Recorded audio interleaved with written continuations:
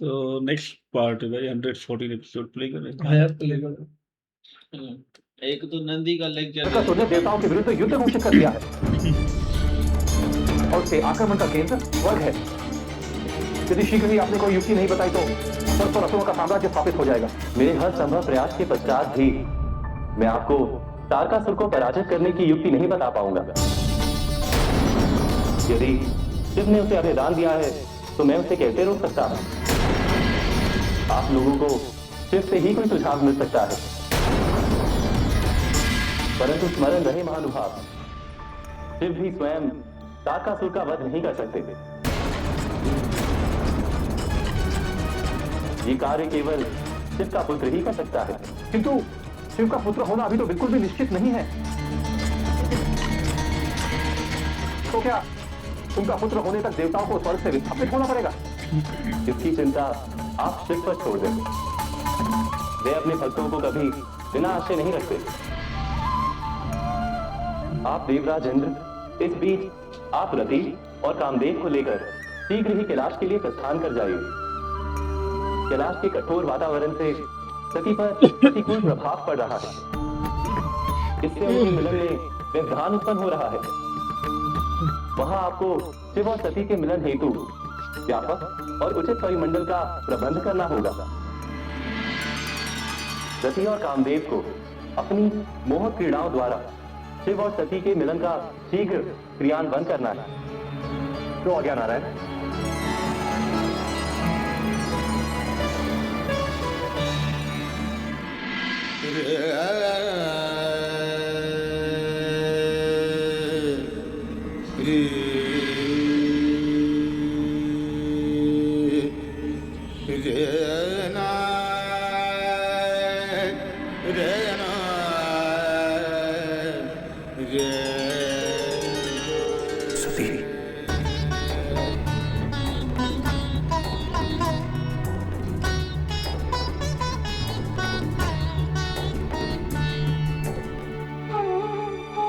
भयावह दृश्य था वो, जैसे कोई दुस्वप्न। वो दुस्वप्न नहीं, तुम्हारा दूसरा रूप था सती। मेरा ही दूसरा रूप? अर्थात आदिशक्ति की 10 विद्याएं। किंतु तुम्हारा शरीर अभी आत्म साक्षात्कार के लिए सक्षम नहीं हुआ है सती। मुझसे भूल हो गई। आपके मना करने के बाद भी मैं इस स्थान पर बैठी। मुझे आपकी बात माननी चाहिए थी। चिंता मत करो सती, मैंने निर्णय ले लिया है।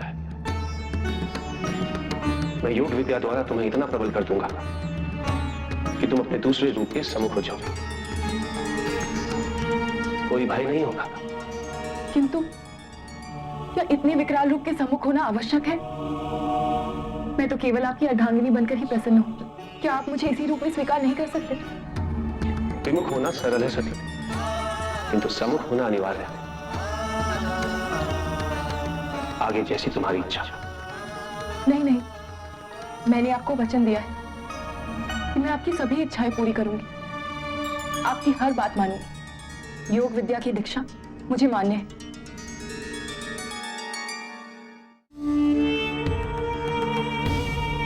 प्रणाम प्रजापति दक्ष। प्रणाम महर्षि नारद। अभी आप ही की चर्चा कर रहा था कि महादेव को जामाता के रूप में स्वीकार कर आपने महादेव की प्रतिष्ठा कैसे बढ़ाई है। कहिए, यहाँ आने का कारण? आप तो सब कुछ जानते हैं। देवताओं और असुरों में संग्राम होने जा रहा है। मैं आपको अपने साथ ले जाने आया हूँ, देवताओं का साथ देने हेतु। इस देवासुर संग्राम का होना, इसमें मेरा कोई दोष नहीं। जिसका है, इस आपदा का निवारण वो स्वयं करेगा। अच्छा, आपका तात्पर्य किससे है प्रजापति? वही जिसे आप भोलेनाथ कहते हैं, जो बिना सोचे समझे वरदान बांट दिया करते हैं। जिसे देवताओं और असुरों में, मनुष्य और पशुओं में भेद करना अच्छा नहीं। जाकर कहिए उससे, जाकर संभाले अपने उन प्रिय राक्षसों। इंसानों पर हमला करते हैं, संभाल पाएगा? सभी देवताओं के लिए इतने बड़े संकट का जन्मदाता भगवान वर्मा भी देता है वरदान। ऐसे उसने होते हैं ही भगवान। दिए थे, वो दो थे शैतान दुनिया को समस्या अंदर को दे खड़ी करना के तो जानते समंदर में।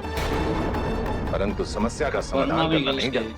नारायण नारायण, एक वो वास्तु अपने जो जामाता अच्छा के लिए है, वो ऐसे भी- वाक्य, संभवतः आपने उन्हें अभी तक क्षमा नहीं किया। नारायण नारायण, किंतु क्षमा ये करने का आपसे- विशेष अधिकार तो केवल भगवान के पास ही होता है। नारद, मत भूलिए कि जब तक मैं शिव को मान्यता प्रदान नहीं करता हूं, वो भगवान नहीं बन सकता। वो एक अघोरी है। मेरी पुत्री से विवाह करने के पश्चात भी उसका स्थान वही है जो विवाह से पूर्व था। जाइए नारद, जाइए। इस संग्राम का नेतृत्व आपके महादेव करेंगे। उस संग्राम में प्रजापति दक्ष कदापि सम्मिलित नहीं होंगे। डर गया प्रजा। नारद ने बेइज्जती कराई ना शिव जी की, उसने कहा कि अघोरी है।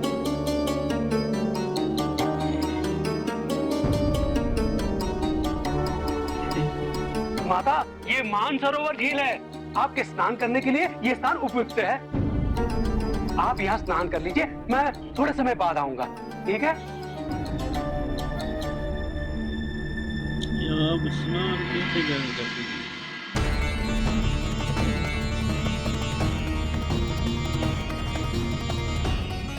परंतु इतने खुले स्थान पर स्नान।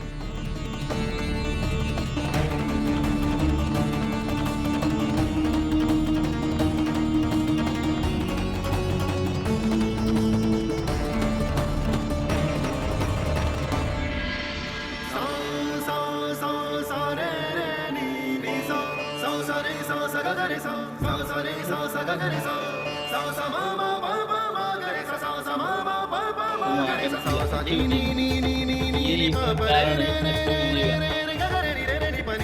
किंतु साथ टेंशन नहीं है सती जी। किंतु स्नान करने के पश्चात मेरे पास पहनने के लिए स्वच्छ वस्त्र नहीं है।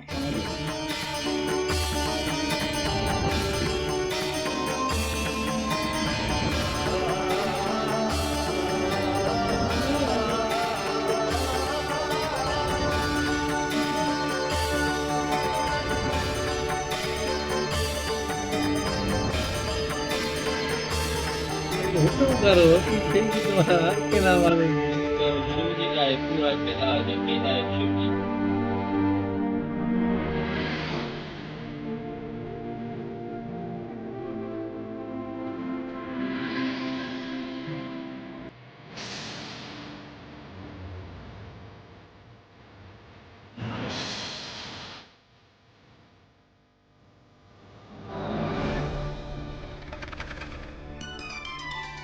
सती, आज से मैं तुम्हारी योग विद्या की दीक्षा प्रारंभ करता हूं। धीरे धीरे अपनी आंखें बंद कर।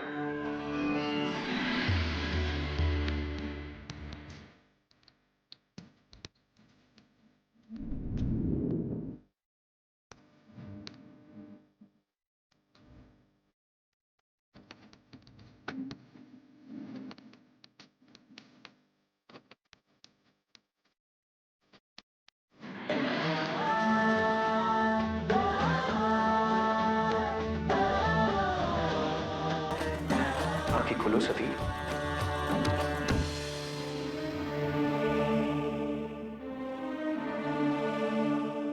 मैंने तुम्हारी कुंडलियों को जागृत कर दिया है सती। योग विद्या का प्रथम चरण। अब योग शक्ति धीरे धीरे तुम्हारे भीतर जागृत होती रहेगी।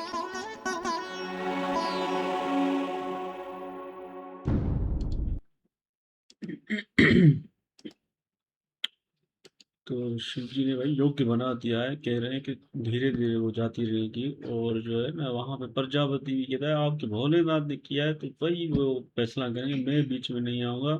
नारद जो है ना वो भी खबरें सुनाता रहता है कि कुछ गड़बड़ हो, हंसता भी रहता है, टेंशन भी नहीं होती नारद को। तारकासुर भी वहां पे है, देवताओं को लड़ने के लिए रेडी है, स्वर्ग पे हमला करूं। जब असुर हैं तो उन्हें तो स्वर्ग नहीं, उन्हें पाताल दे देना, स्वर्ग वो क्या करेंगे? हाँ, वो खुशियों को तो उनको खुशी नहीं चाहिए ना, वो पाताल उनको ज्वाला चाहिए, ये चाहिए, बस ये नहीं ना। जहन्नम दे दो उनको। नारद जो है ना ये बड़ी उंगलियां करता है, खामखा शिव जी को और उसको चिढ़ाता है, शिव जी तो और लड़ो ताकि मेरे बापूजी भरमा जी को मजा आए भाई उसको। नारद के सिक्का नहीं है, वो अकेला है। धर्मा जी उसको बोलता है, नारद को जाओ ये अनहोनी वाली खबरें सुनाओ और असुरों को जगाओ, वो सोए क्यों पड़े, वो है ना आसमान के ऊपर हमला करे, बस उसके बाद ये